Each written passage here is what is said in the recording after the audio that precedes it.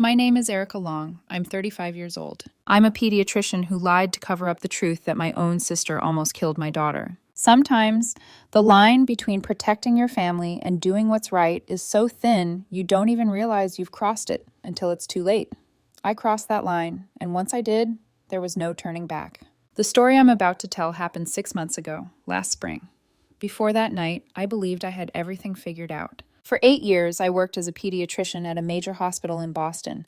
Long shifts, sleepless nights, emergency calls at ungodly hours. But I loved my job. I loved being the person parents trusted with their most precious thing, their children. There's a quiet pride that comes with knowing you can keep a tiny heart beating. I carried that pride home with me every night. My boyfriend Caleb used to joke that I had doctor brain, even at home, always listening for strange breathing, always counting seconds. He wasn't wrong, but he loved me anyway. Caleb worked remotely in digital marketing, calm, patient, grounded in ways I wasn't. And then there was Lily. My daughter was born on a bright spring morning. The first time I held her, something inside me broke open permanently. I'd cared for hundreds of babies, but nothing prepares you for the weight of your own child resting against your chest. Her tiny fingers wrapped around mine like a promise. I swore I'd protect her from everything. Our little house in the Boston suburbs wasn't fancy. White fence, small garden, cream-colored walls. But it felt like a sanctuary. Every weekend, I imagined Lily learning to walk across that grass while Caleb laughed from the porch. I thought life had finally given me balance. What I didn't want to admit, what I kept pushing aside, was the quiet storm forming inside my family. My mother, Margaret, had always been gentle, overprotective, especially when it came to my older sister, Danielle. Danielle had moved back in with Mom after her divorce. The separation destroyed her in ways I didn't fully understand at the time. She'd lost her marriage, her future, and, something I didn't learn until later, far more than that. Whenever I looked at Danielle, her eyes seemed hollow, like she was present but not really there. I told myself grief just needed time. That night started like any other exhausting evening. Lily had a fever, nothing alarming, 101 degrees. As a doctor, I knew it was likely a common virus. As a mother, I still worried. Caleb was drained. He'd been up most of the night with her, pacing the floor, whispering lullabies. I had a night shift at the hospital, one I couldn't cancel. That's when the doorbell rang. Danielle stood on our porch, holding a small overnight bag. She said Mom had told her Lily was sick. She offered to help. Her voice was soft, clearer than it had been in months. Caleb hesitated. I should have too. But exhaustion makes you reckless. I spent nearly 30 minutes explaining medication dosages, warning signs, emergency steps. Danielle nodded. At everything. Attentive, calm, almost eager. When I left, she was holding Lily, humming softly. Something about the way she cradled my daughter made my chest tighten. I ignored it. 12 hours later, I came home. The house was dark, silent, too silent. Out of habit, I went straight to Lily's room. I pushed open the door, smiling already. The crib was empty. No Lily, no movement, no sound. The blanket was folded back, the pillow dented. My heart dropped into my stomach. I ran through the house, calling her name louder each time, panic rising, choking the air from my lungs. Then I heard breathing from the living room. On the couch, under the moonlight, Danielle lay asleep. And beneath her arm, my daughter. Lily was face down, pressed into the cushions. Her skin had turned a terrifying shade of blue-purple. She wasn't moving. In that moment, I wasn't a doctor. I was just a mother screaming silently as I ripped my baby from under my sister's weight. The moment Lily hit my arms, I knew something was wrong in a way no textbook could ever prepare me for. Her body was limp, too limp. Her skin felt cold and damp, like the warmth had been stolen out of her.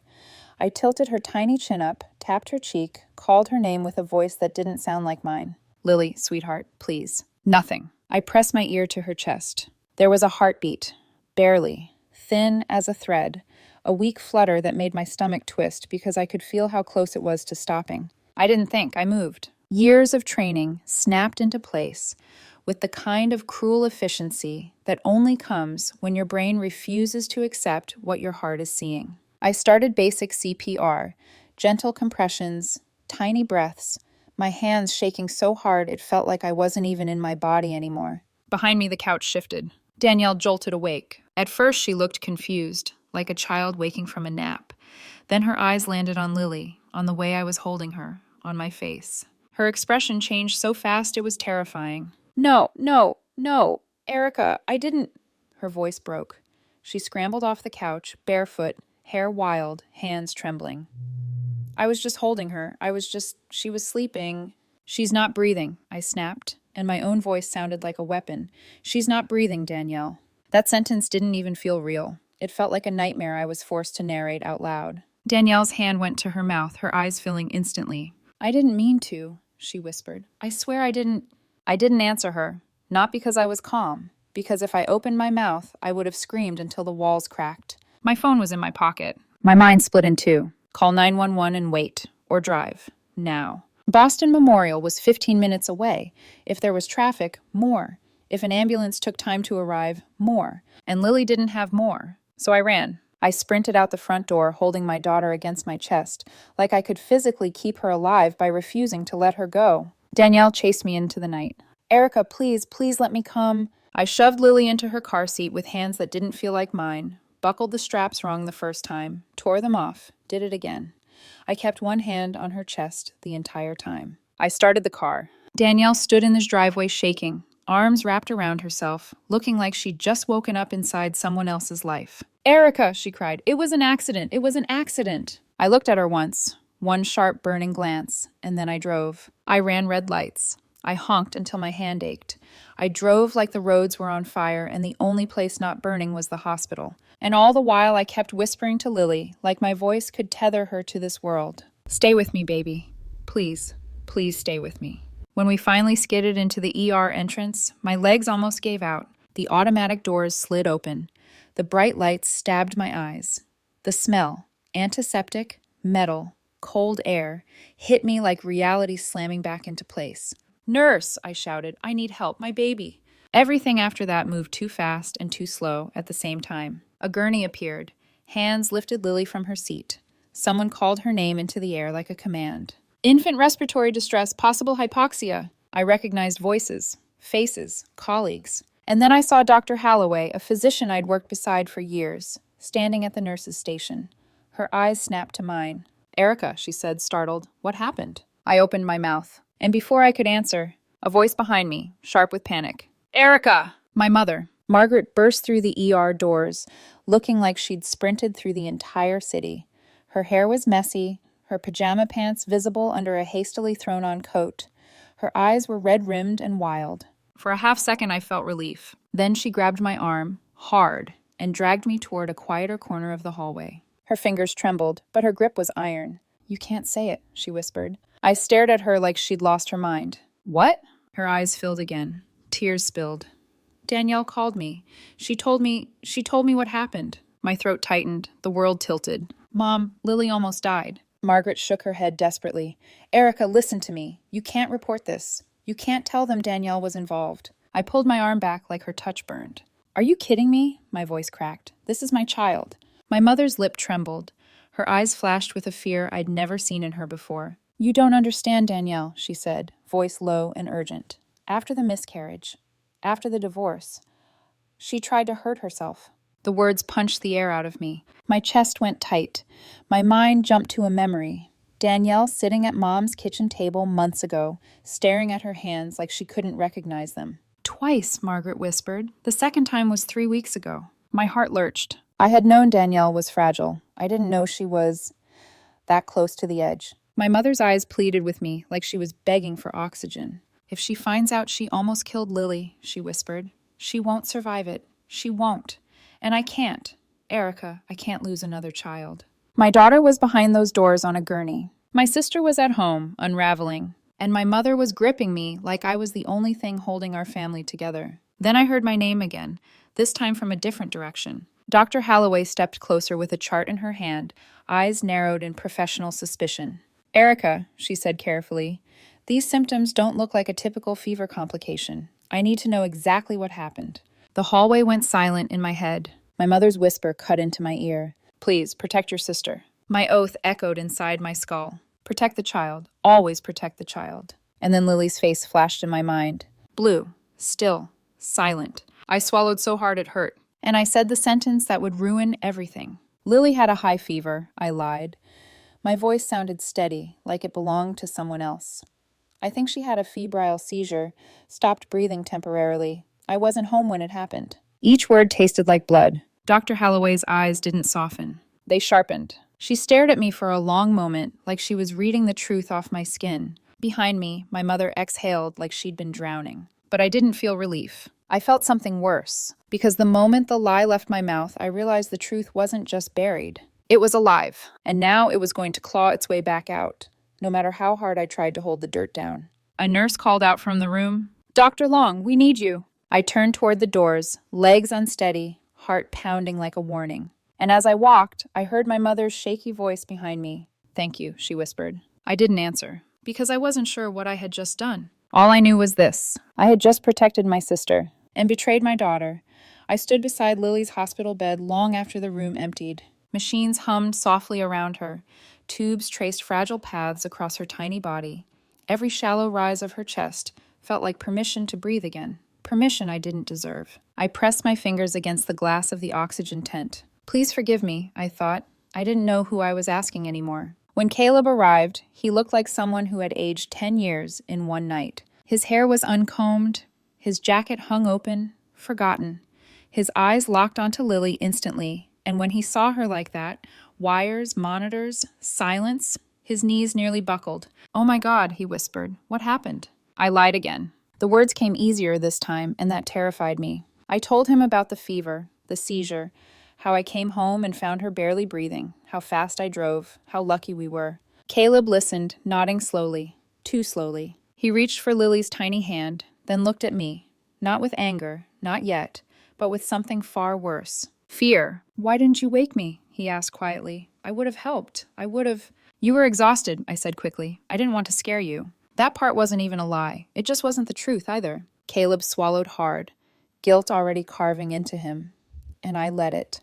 I let the man I loved blame himself because it was easier than letting him see who had really failed Lily. As he sat beside the bed, I drifted backward into memories I had pushed aside for months. 5 months earlier, we'd all gathered at my mother's house for dinner. It was the first time Danielle had been with the whole family since moving back after the divorce. She looked smaller, like grief had hollowed her out from the inside. Her hair was pulled into a loose knot. Dark circles shadowed her eyes. She barely touched her food, just pushed it around her plate while Mom cut pieces smaller, urging her to eat like she was a child again. When I caught Danielle staring at Lily, then barely a month old, something cold slid down my spine. It wasn't jealousy. It was longing. When I offered to let her hold Lily, Danielle stood up abruptly. "I need some air," she said, voice flat. Later that night, my younger brother Evan pulled me aside in the backyard. "You don't know everything," he said quietly. That was when I learned the truth. Danielle hadn't just lost a marriage. She'd been 7 months pregnant when she discovered her husband's affair. The shock caused a hemorrhage. She lost the baby, lost too much blood, emergency surgery, a hysterectomy. No more children. She'd named the baby Sophie. I remember feeling sick, because while Danielle was burying a child who never got to breathe, I was preparing a nursery. I saw Danielle later that night, standing in the shadows of the living room, watching Lily sleep in my arms. Her face wasn't angry. It was empty. 2 weeks before the incident, Caleb and I sat at our kitchen table late at night. The lights were dim. A single glass of wine sat untouched between us. "I'm scared," he said, of Danielle. He told me she corrected how he held Lily, changed Lily's clothes repeatedly, bristled when Caleb reached for her. "She called Lily my baby," he whispered. "Not your baby, hers." I brushed it off. "She's grieving," I said. "She's just confused."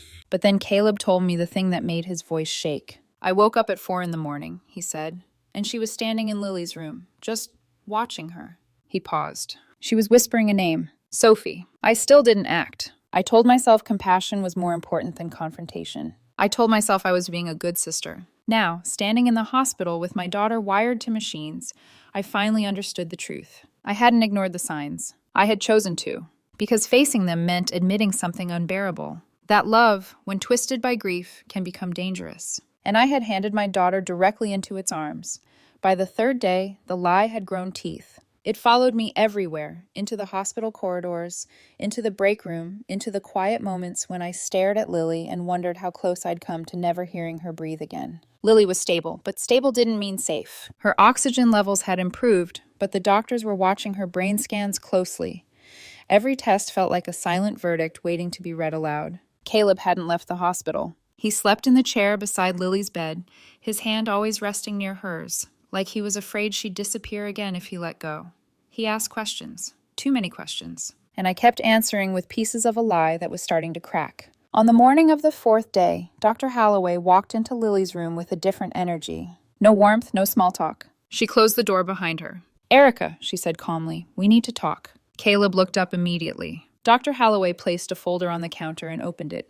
She didn't look at Caleb at first. Her eyes stayed on me. "The imaging results came back," she continued. "The pattern of oxygen deprivation doesn't match a febrile seizure." My heart slammed into my ribs. Caleb straightened. "What does that mean?" Dr. Holloway turned the monitor slightly, pointing to a shaded area. "This kind of hypoxia is consistent with external pressure on the chest and airway," she said. "Suffocation." The word hung in the air like a gunshot. Caleb slowly turned toward me. "What?" he said. "That's not—" Erica said. My mouth went dry. Dr. Holloway's voice softened, but her eyes didn't. "Erica, if there's something you haven't told us, this is your chance." I felt my mother's grip again, heard her whisper, "Protect your sister." Then I saw Lily's tiny fingers twitch, and something inside me finally broke. "She wasn't in her crib," I said. Caleb froze. I couldn't look at him as the words spilled out. Shaking, ugly, unstoppable. She was on the couch. Danielle fell asleep holding her. Lily was under her arm. She couldn't breathe. The silence that followed was absolute. Caleb stood up slowly, like his body had forgotten how gravity worked. "You knew," he said hoarsely. "You knew this whole time." I nodded. Tears blurred my vision. I was trying to protect— "Don't!" he snapped. I flinched. "Don't you dare say her name," he said. "You let me believe I failed our daughter. You let me blame myself." His voice cracked on the last word. Dr. Holloway quietly stepped back, already reaching for her phone. "I'm required to report this," she said gently, "both to Child Protective Services and hospital administration." I didn't argue. I couldn't. That afternoon, I drove to my mother's house. Danielle was in her old bedroom. The curtains were drawn. The air smelled stale. A doll sat on the bed, wrapped in one of Lily's old blankets. I knew immediately. "Danielle," I said, standing in the doorway, "we need to talk." She didn't turn around. "It was an accident," she said softly. "Lily almost died." She flinched. "You're not hearing me," I said, stepping closer. "This wasn't just falling asleep." She turned then, eyes wild, hollow, furious. "I loved her," Danielle shouted. "I needed her." I swallowed hard. "You wanted her to be Sophie." The name shattered something in her. Danielle screamed, raw animal grief tearing out of her chest. "I lost everything," she cried. "My baby, my body, my future. You have it all, Erica." She clutched the doll tighter. "For one night," she whispered, "I just wanted to feel like a mother again." That was when I knew. Not just that my sister was sick, but that my silence had made it worse. When I left, she didn't try to stop me. She just said one thing, quiet, chilling, certain. "I didn't mean to hurt Lily," she said, "but I'm not sorry for wanting her." By the time I returned to the hospital, the damage was already done. Caleb had spoken to the doctors. The report had been filed. The truth was out. And now I had to face the one thing I'd been running from since the moment I told that first lie. The consequences. The consequences didn't arrive all at once. They came in waves. The first was professional. Hospital administration opened an internal review immediately. I was placed on temporary leave pending investigation for falsifying a medical report and failing to disclose a potential child endangerment case. I didn't fight it. I couldn't. The second wave was legal. Child Protective Services interviewed us separately. Police questioned Danielle for hours because there was no evidence of intent, no witnesses, no confession of malice. She wasn't charged criminally. Instead, the final assessment labeled her condition for what it was: severe depressive disorder with traumatic loss and dissociative symptoms. A month later, I sat in a lawyer's office with my mother on one side of the table and Danielle on the other. Lily was home by then, alive, healing, still fragile. Caleb sat beside me, his hand resting protectively on our daughter's carrier. He hadn't let Danielle anywhere near Lily since the truth came out. The lawyer slid a document across the table. A restraining order. My mother broke first. She cried openly, shoulders shaking, hands clutching the edge of the table. "She's your sister," she pleaded. "We're family. This was an accident." I felt something in my chest harden, not with anger, but with clarity. "This isn't about intent," I said quietly. "It's about safety." Danielle stared out the window, expression distant, unreachable. When the lawyer asked if she understood the order, she spoke without looking at me. I love my niece, she said flatly. I didn't do anything wrong. That was when I knew this fracture wasn't going to heal easily. I made my final offer. I would withdraw the restraining order, only if Danielle agreed to long-term, inpatient, psychological treatment. Not therapy sessions, not check-ins. Real help. My mother begged her to accept. Danielle refused, so I stood up and walked away.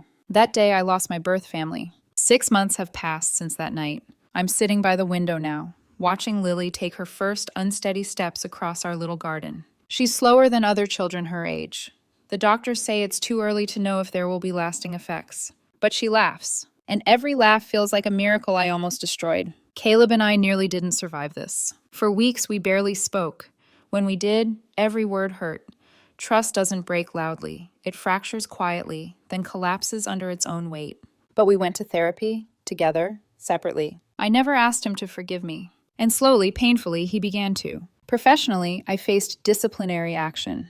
I was required to complete ethics retraining and now volunteer in pediatric safety workshops, teaching other doctors the one lesson I learned the hardest way possible. Silence can be as dangerous as violence. Evan is the only bridge left between me and my mother. Through him, I learned Danielle eventually agreed to treatment. 3 weeks ago, I received a letter from her, handwritten, shaky, apologetic. My mother still doesn't fully accept her role in this tragedy, but she sends birthday cards to Lily now. I let Caleb decide if and when we open that door again. Because trust, real trust, means knowing when to step back. Before I end this story, I want to ask you something. If you stood where I stood, between protecting a broken sister and protecting your own child, which choice would you make? Because I learned too late that love without boundaries isn't compassion. It's danger.